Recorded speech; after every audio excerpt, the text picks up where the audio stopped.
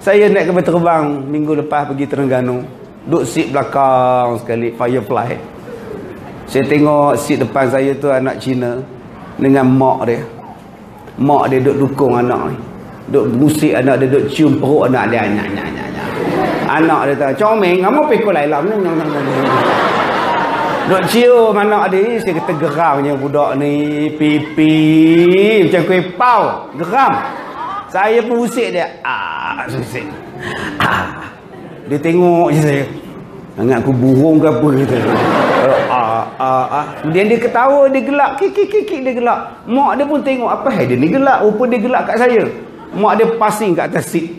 Saya pun ambil. Saya letak sini. Dapat juga aku.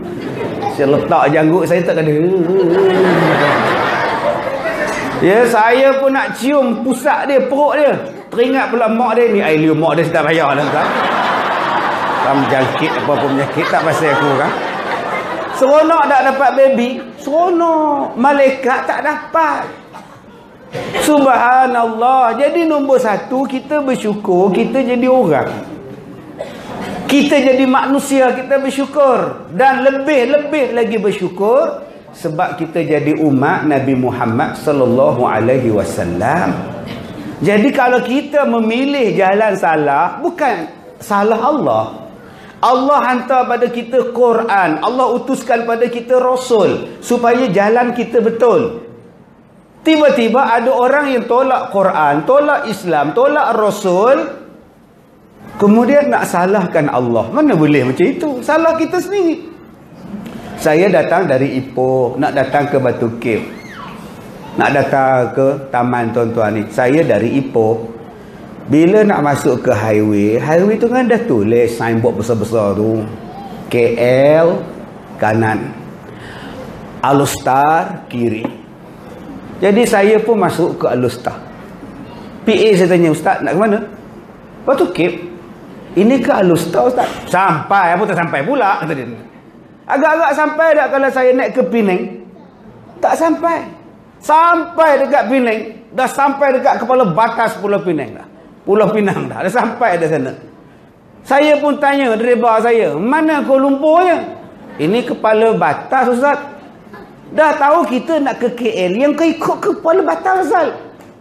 Boleh sampai Ustaz. Kepala otak kau. Adakah kita nak salahkan orang lain? Kita yang memilih jalan ke situ. Wahadainahun najdain. Telah diajar kepada kita jalan untuk kita berjaya. Yang kita tolak jalan tu apa? Salah kita lah kalau kita dihumban dalam neraka. Salah kita kalau kita disiksa dalam kubur. Sebab kita sendiri yang memilih jalan yang tidak dibawa oleh Nabi Muhammad sallallahu alaihi wasallam. Sebab itu Allah Ta'ala berfirman di dalam surah Al-A'raf ayat 1, ayat 2. Bismillahirrahmanirrahim. Alif Lam Mim Sad. Kitabun unzila ilaika fala yakun fi sadrika harajun min litunzira bihi wa zikra lil mu'minin. Ittabi'u ma unzila ilaikum mir rabbikum ولا تتبعوا من دونه أولياء قليلا ما تذكرون. Allah kata alif lam mim sad. Kitabun unzila ilaika. Ini sebuah kitab yang diturunkan pada kamu. Fala yakun fi sadrika haraj. Jangan ada dalam hati kamu perasaan haraj, sesak nafas, sempit dada bila dengar Quran. Bila dengar hukum Quran, dia sempit dada. Aduh, dah nak puasa lah pula. Aduh, rasanya baru je puasa, dah datang balik puasa. Dia orang ni silap kalender ke apa? Allah kata puasa ni hukum Allah. Jangan rasa haraj. Semayang subuh ni perintah Allah. Jangan rasa haraj, sesak nafas. Aduh, mengantuk lah pula. Pagi-pagi kena semayang subuh lah pula. Jangan cakap. Bila dah cukup haul, cukup nisab, kena bayar zakat. Kerja teruk-teruk bayar zakat. Aduh tu nama dia haraj. Allah kata jangan. Jangan ada dalam hati kamu perasaan haraj. Perasaan sesak nafas macam panjat gunung tak cukup udara. Fala yakun fi sadrika harajun min litunzira bihi wa dzikra lil mu'minin. Allah bagi peringatan dengan Al-Quran supaya dia memberi manfaat kepada orang-orang yang beriman. Maka kata Allah, ittabi'u ma unzila ilaikum. Ikutlah kamu apa-apa yang Allah turunkan pada kamu. Jangan ikut yang lain. Wala tattabi'u min dunihi awliya. Sebagai pimpinan kamu, jangan ikut yang lain. Qalilam ma tazakkarun. Tapi sayang kata Allah, sedikit sangat di kalangan kamu yang ikut perintah ini. Yang banyaknya ialah yang bantah Allah, yang bantah Nabi Muhammad. Allah Ta'ala kata qalil, sikit sangat tuan-tuan. Subhanallah. Mudah-mudahan kita termasuk dalam kumpulan yang sedikit. Sebab tu kita tak heran yang datang semayang sikit. Sebab Allah sebut dalam Quran, hanya sedikit yang nak ambil iktibar.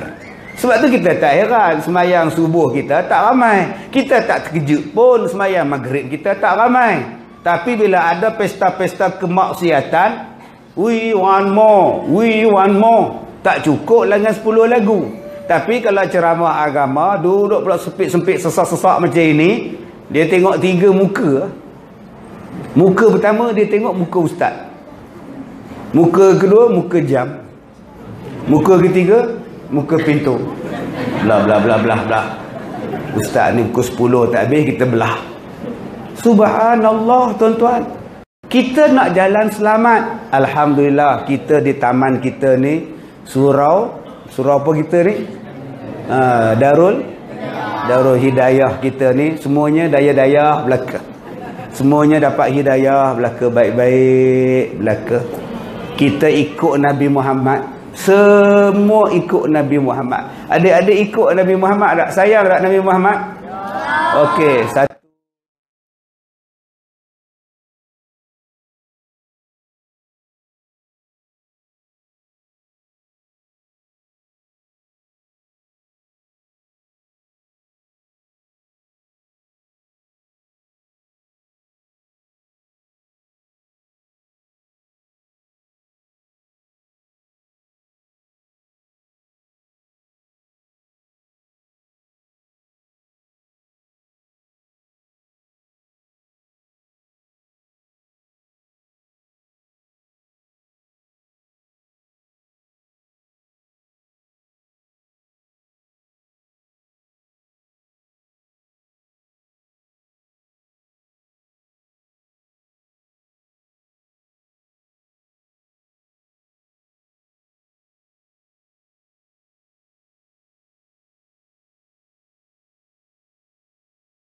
Angpi mana?